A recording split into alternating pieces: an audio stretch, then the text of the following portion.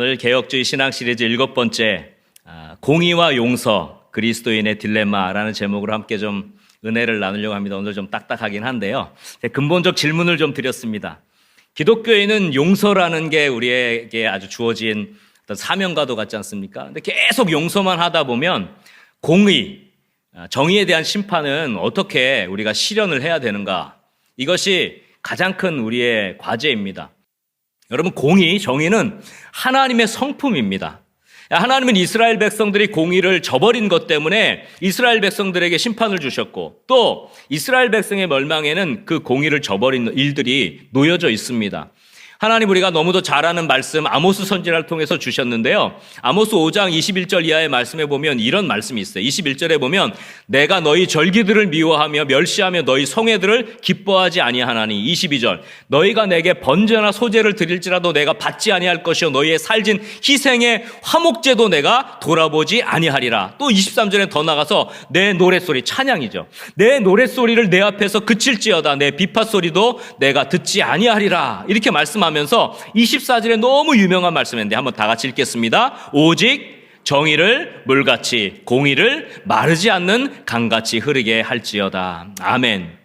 이스라엘의 멸망이 그들이 예배를 게을리했거나 제사를 빼먹었거나 찬양 드리기를 그쳐서가 아니라 그들이 하나님의 공의와 정의를 저버렸기 때문이다. 이렇게 말씀하고 있습니다. 그러나 반면 하나님은 사랑으로 용서하는 하나님이라고 선포됩니다. 느헤미야 9장 17절 하반절에 보면 이런 말씀이 있습니다. 우리 한번 다 같이 읽어봅시다. 그러나 주께서는 용서하시는 하나님이시라. 은혜로우시며 긍휼히 여기시며 더디 노하시며 인자가 풍부하심으로 그들을 버리지 아니하셨나이다. 아멘이죠. 그럼 과연 어떻게 이 모순과 같은 이 영적 원리를 받아들여야 할까요? 그리스도인들이 가지고 있는 가장 큰 딜레마가 있다면 결국은 정의롭게 행하는 것, 공평과 심판을 행하는 것과 용서하는 것, 사랑하는 것, 이것에 갈등일 것입니다. 그리스도인이기 때문에 용서해야 된다. 늘 말씀으로 배웠고 또 용서하기를 노력합니다. 그러나 또 용서가 안 되는 일들도 존재해요.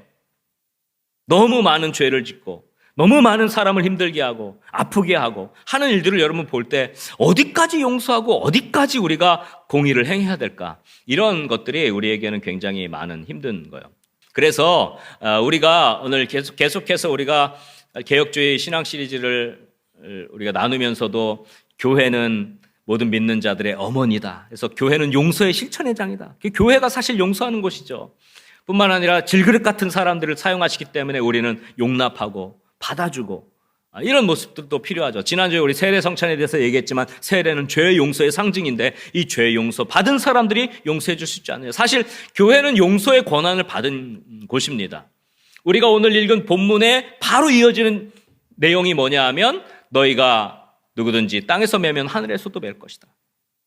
두세 사람이 내 이름으로 모인 곳에는 나도 그들 중에 있다라고 하는 이 용서의 권세에 대한 말씀이 바로 오늘 우리가 읽은 권징에 대한 본문에 바로 이어서 나오는 것은 굉장히 중요한 것입니다.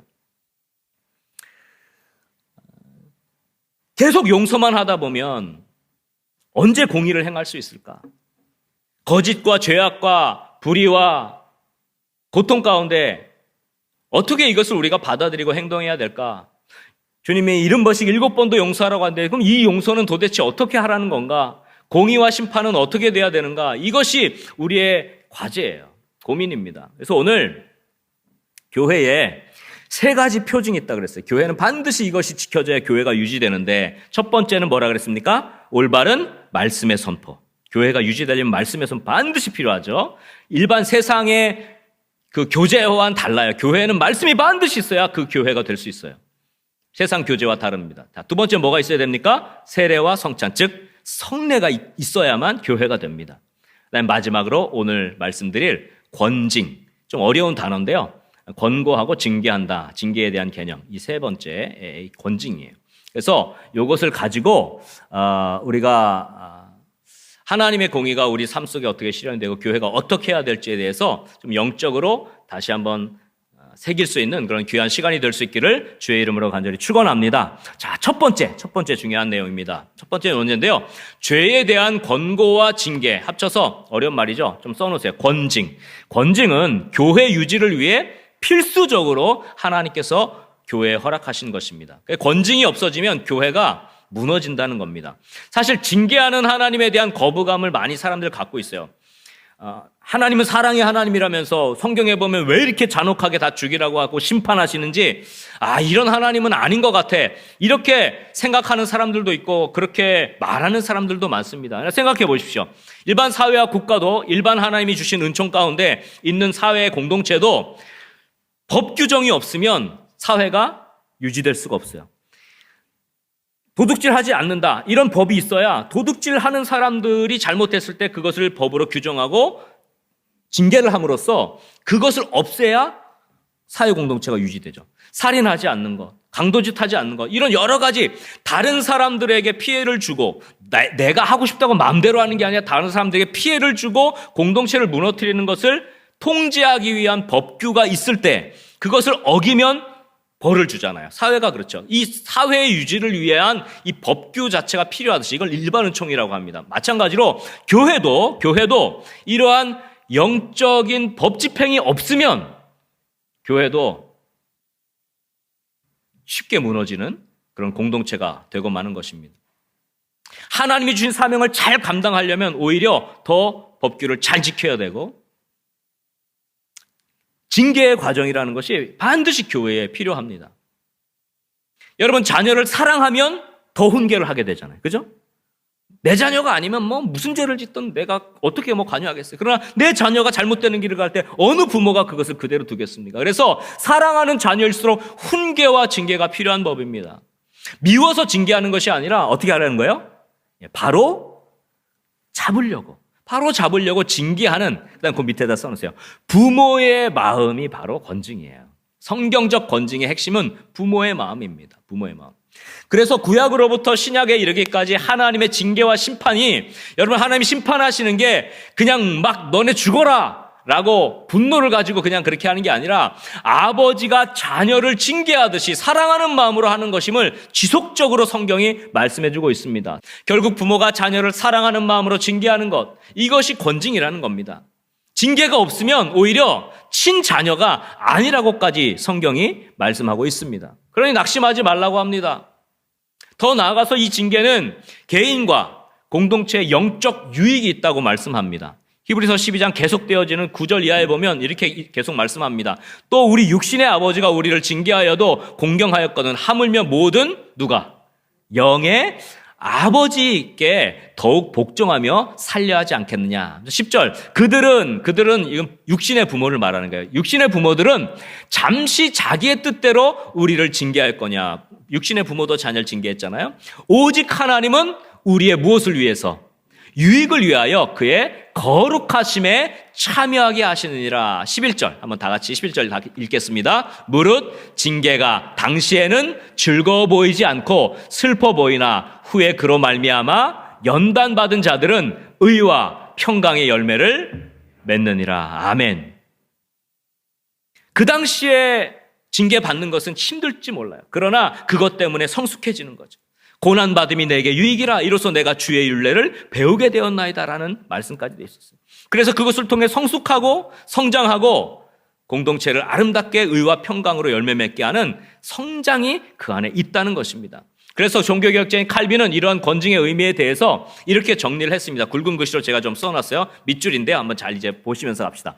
따라서 그리스도의 구원의 교리가 교회의 영혼인 것과 같이, 그렇죠? 구원의 교리는 교회의 영혼입니다. 근데 권징은 뭐라 그랬냐면 그 힘줄이다 그랬어요. 힘줄. 권징이 있어야, 이게 힘줄이 있어야 자신의 위치에 붙어 있을 수 있는 거예요. 만약에 교회 안에 권징이 없으면 다 지멋대로 행동하면요, 어떻게 돼요? 자기 위치에 있을 수가 없다는 겁니다. 그러므로 권징을 폐지하거나 권징의 회복을 막으려고 하는 사람들은 고의로 하든지 아니면 모르고 하든 간에 결국 그 다음에 교회를 해체, 이런 단어를 썼어요. 교회를 해체, 분해하는 거죠. 교회를 해체시키는데 이바지하게 된다. 이렇게 아주 권징에 대해서 정확하게 종교개혁자인 칼빈이 가르침을 주었습니다. 교회를 분해시키는 역할을 한다는 거죠. 권징이 없으면. 자, 그리고 계속해서 이렇게 말하죠. 모든 사람들이 각기 제멋대로 행동하게 내버려 둔다면 어떤 결과가 생길까? 이렇게 쭉 얘기하면서, 그러므로 권징은 그리스도의 교훈에 대항하여 분노하는 사람들을 억제하고 길들이는, 거기다 쓰세요, 굴레. 굴레는 말 입에 먹이는 제갈 같은 거죠. 그래서 이렇게 조종할 수 있는 거죠. 통제할 수 있는 거죠. 굴레와 같으며 나태한 사람들을 고무시키는 자극제이고, 나태해 있는 사람들을 정신 차리게 만드는 자극제가 됩니다. 그리고 더 심각한 타락에 빠진 사람들을 그리스도의 영의 온유함으로 부드럽게 질책하는, 그다음에 이렇게 썼어요. 아버지의 매와 같다. 그렇게 했어요. 부모의 마음이죠. 아버지의 매와 같다. 그러므로 권징은 교회 유지에 꼭 필요한 영적 방편일 뿐만 아니라 하나님께서 아버지로서, 부모로서 자녀들을 바른 길로 가게 하기 위해서 사랑의 기초에서 내리는 징계다라고 하는 것을 여러분 꼭 기억할 수 있기를 주의 이름으로 간절히 소원합니다. 그래서 우리 옆 사람과 한번 이렇게 인사합시다. 권징은 아버지의 마음입니다. 권징은 교회를 든든하게 세웁니다. 그렇죠. 그러니까 무조건 용서하는 게 교회를 위한 것은 아니다는 것입니다. 자, 그러면 이제 우리는 어떻게 권징을 할 수 있을까? 어디까지 용서하고 어디까지 우리는 징계를 해야 될까? 이 부분을 이제 살펴보려고 합니다. 두 번째 논제인데요. 용서와 공의의 경계선이 있어요. 이것은 권징의 목적입니다. 권징의 목적을 통해서 정리할 수 있습니다. 권징의 목적을 칼빈 선생님은 세 가지로 정확하게 분류를 해놨습니다. 세 가지인데요. 자, 첫 번째 목적에 따른 권징에 대한 개념을 살펴봅시다. 첫 번째, 교회와 하나님의, 그다음 밑줄, 명예를 실추시키는 경우 권징의 대상이 됩니다. 따라합시다. 교회와 하나님의 명예를 실추시키는 경우 권징의 대상이 된다. 네, 그리스도인의 최우선의 과제는 하나님의 영광입니다. 하나님의 거룩한 이름을 높이는 것입니다. 이게 우리의 과제예요. 하나님의 최고의 관심은 하나님의 이름의 거룩함에 있어요. 그래서 우리가 주님이 가르쳐주신 그 주기도문을 올려드릴 때 하늘에 계신 우리 아버지여, 그러면서 뭐라고 처음에 시작하죠? 이름이 거룩히 여김을 받으시오며. 이것이 우리의 최고의 기도의 제목이죠. 제일 처음 알아야 될 기도의 제목이죠. 칼빈은 이렇게 말합니다. 거룩한 교회가 사악하고 타락한 자들의 음모가 가득한 단체인 것처럼 여겨지지 않도록, 교회가 그렇게 여겨지지 않도록 세상 가운데서, 그리고 하나님을 불명예스럽게 하고 또 더럽고 부끄러운 삶을 살아가는 사람들이 그리스도인으로 불리지 않도록 하기 위함이다. 권징의 첫 번째 목적을 그렇게 얘기했습니다. 왜냐하면 교회 자체는 그리스도의 몸이기에 그러한 추하고 썩은 멤버들에 의해서 부패되지 않도록, 머리이신 그리스도에게 불명예가 되지 않도록 해야 한다. 권징의 첫 번째 목적이에요. 그러므로 결국 개인적인 차원을 넘어서 세상 가운데서, 쓰십시오, 교회에 불명예를 끼치거나 두 번째로 하나님의 이름을 더럽히는 행동을 하는 사람에 대해서는 용서 이전에 반드시 권징이 필요하다는 거예요. 그냥 그것을 묵과해서는 안 된다는 것입니다. 그것이 하나님의 영광을 위한 것이고 교회의 거룩함을 지키기 위한 중요한 방편이라는 거예요. 첫 번째 원리죠. 자, 그다음 두 번째 권징의 목적에 따른 원리입니다. 자, 따라합시다. 다른 사람들에게 죄를 전염시키는 경우 권징의 대상이 된다. 네, 그래서 거기에다가 죄를 전염 이렇게 쓰세요. 사도 바울이 고린도 교회에 쓴 편지에서 권징에 대한 분명한 메시지를 전하고 있습니다. 고린도전서 5장 11절 이하에 보면 이런 말씀이 있어요. 11절에 이제 내가 너희에게 쓴 것은 만일 어떤 형제라 일컫는 자가 음행하거나 탐욕을 부리거나 우상숭배를 하거나 모욕하거나 술 취하거나 속여 빼앗거든 사귀지도 말고 그런 자와는 어떻게 하라고요? 함께 먹지도 말라 함이라. 사귀지도 말고 함께 먹지도 말래. 이런 죄를 막 저지른 사람. 자, 그러면서 12절에 밖에 있는 사람들을 판단하는 것이야 내가 무슨 상관이 있으려마는 교회 안에 있는 사람들이야 너희가 판단하지 아니하랴. 그러면서 13절 밖에 있는 사람들은 하나님이 심판하시려니와 이 악한 사람은 너희 중에서 뭐 하라고요? 내쫓으라 그랬어요. 좀 심각한 얘기입니다. 자, 사도 바울이 이렇게 강력하게 고린도 교회 편지를 쓰면서 내쫓으라까지 한 말씀 이유는 그 죄가 개인의 차원에 머물러서 본인이 회개하고 다 정리를 하면 되지만 그 차원이 아니라 다른 사람들에게 악한 영향을 끼치는 거예요. 고린도 교회 안에서 다른 사람들에게 이걸 자꾸 전염시킨 거예요. 그래서 이 권징에 대한 말씀을 하기 바로 앞에 고린도전서 5장 6절에 사도 바울이 이렇게 말씀했어요. 한번 다 같이 읽읍시다. 너희가 자랑하는 것이 옳지 아니하도다. 적은 누룩이 온덩어리에 퍼지는 것을 알지 못하느냐. 이것을 적은 누룩이 온덩어리에 퍼진다는 개념으로 이해를 했습니다. 그래서 칼빈이 권징에 대한 두 번째 목적에 대해서 이렇게 말하고 있습니다. 자, 흔히 굵은 글씨로 제가 써놨어요. 흔히 일어나듯이 악한 사람들과 계속 교제함으로써 선한 사람들이 타락하지 않도록 하기 위함이다. 두 번째 권징의 목적이에요. 일단 마지막 세 번째 한번 따라합시다. 자신의 죄에 대해 회개를 거부하는 경우 권징의 대상이 된다. 네, 그래서 회개를 거부하는 경우입니다. 사도 바울이 데살로니가 교회에 보내는 편지에서 이렇게 말씀했어요. 데살로니가 후서 3장 14절에 보면 이런 말씀이 있어요. 자, 누가 이 편지에 대한 우리의 말을 순종하지 아니하거든. 그러니까 편지를 보냈어요. 이런 것들을 고쳐라. 그랬는데 그 편지를 받고 읽고도 고치지 않은 거예요. 순종하지 않았어요.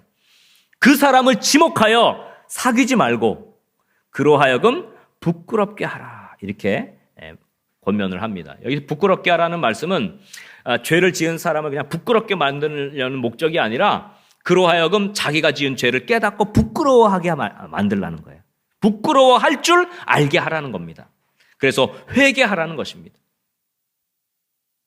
회개하기를 지속적으로 거부하는 사람들이 문제인 거죠. 그래서 이에 대해서 칼빈이 이렇게 얘기합니다. 세 번째 권징의 목적을 이야기하면서요. 자신의 비도덕적 모습에 부끄러움을 견디지 못하도록 하여 권징의 목적입니다. 회개하기를 시작하도록 하기 위함이다. 이렇게 얘기했습니다. 더 부드럽게 처리를 받았다면 더욱 고집을 부렸을 사람들이 자기의 악행에 대하여 징벌을 받고 매를 맞아 각성하며 유익을 얻도록 하려는 것이다. 이렇게 했습니다. 그래서 이 세 가지가 권징을 해야 되는 목적이자 또 공의를 행해야 될, 징계를 행해야 될 그런 영적 원리가 됩니다. 자, 그럼 마지막 결론입니다. 그럼에도 권징은 회개와 용서를 전제로 진행되어야 합니다. 회개하기를 원하는 하나님의 마음이 거기에 꼭 담겨져 있어야지 그 사람을 상처 주고 그 사람을 무조건 내쫓기 위해서 하는 것은 아니라는 것입니다. 오늘 본문이 예수님께서 직접 교회 공동체에게 주신 권징의 말씀이에요. 그러니까 교회 공동체에게 예수님이 직접 주신 말씀 가운데 오늘 권징이 들어있어요. 오늘 여러분 잘 아는 말씀이죠. 15절부터 17절까지 말씀인데요. 내 형제가 죄를 범하거든 가서, 자, 첫 번째, 너와 그 다음에 뭐라 그랬어요? 그 사람과만 상대해요. 그 사람이 죄를 졌어요. 문제가 생겼어요. 그대로 두면 안 돼. 개인적으로 찾아가서 그렇게 하면 안 됩니다. 안 돼요. 라고 첫 번째 권고하라는 겁니다. 만일 들으면 어떻게 한다 그랬어요? 내가 내 형제를 얻은 것이요. 여기가 참 제일 좋은 거죠. 여기까지가 제일 참 좋아요. 근데 이 사람이 강박하니까 16절. 만일 듣지 않거든 한두 사람을 데리고 가서, 그러니까 혼자 가는 게 아니라 그 다음에는 두세 사람이 같이 가는 거예요. 두세 사람이 증인의 입으로 말마다 확증하게 하라 그랬어요. 그래서 함께 권면하는 겁니다. 그런데도 강팍해서 듣지 않아요. 17절. 만일 그들의 말도 듣지 않거든 교회에 말하고, 교회에 말하라고 하는 것은 교회가 그 법정으로 세워진 1심 재판을 할 수 있는 것이 바로 당회거든요. 오늘날로 치면 당회죠. 그 당시 장로회예요. 교회에 말하는 것은 당회에 말하는 것입니다. 그래서 교회의 말도 듣지 않거든 그 다음에 어떻게 되죠? 이방인과 세례와 같이 여기라. 이런 단계가 있는 거죠. 그러니까 죄에 대한 권징을 시행할 때 회개의 기회를 주고 용서의 전제를 두고 진행하라고 말씀했어요. 그래서 아까 말한 세 가지 단계가 있습니다. 첫 번째, 먼저 개인적으로 만나 권고하는 거죠. 그래서 개인적 쓰세요. 개인적으로 만나서 권고하는 게 첫 번째입니다. 만일 이때 권고를 듣고 회개하면 형제를 얻죠. 그러나 이게 제일 좋은 방법이지만 그러나 여전히 회개하기를 거부한다면 그 다음 단계로 가는데 두 번째 단계는 뭐예요? 다음으로 증인들과 함께예요. 두 번째, 증인들과 함께.